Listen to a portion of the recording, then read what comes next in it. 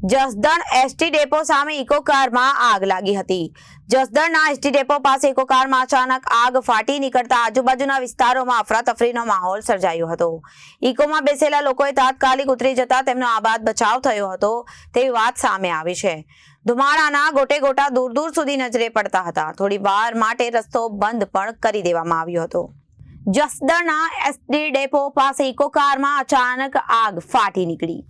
આજુબાજુના વિસ્તારોમાં અફરાતફરીનો માહોલ સર્જાયો હતો। ઇકો કારમાં બેસેલા લોકો તાત્કાલિક ઉતરી જતા તેમનો આબાદ બચાવ થયો હોવાનું જાણવા મળ્યું છે। ધુમાડાના ગોટે ગોટા દૂર દૂર સુધી નજરે પડતા હતા। થોડી વાર માટે રસ્તો બંધ થઈ ગયો હતો। ઘટના સ્થળે જસદણ ફાયર બ્રિગેડની ટીમ દોડી ગઈ હતી અને આગ પર કાબુ મેળવ્યો હતો। ઘટના સ્થળે લોકોના ટોળા ઉમટી પડ્યા હતા અને વાયરિંગના કારણે આગ લાગ્યા હોવાનું અનુમાન લગાવવામાં આવી રહ્યું છે। જો કે ફાયર બ્રિગેડે આગ બુઝાવી દીધી હતી। Bureau report Janadesh news Rajkot.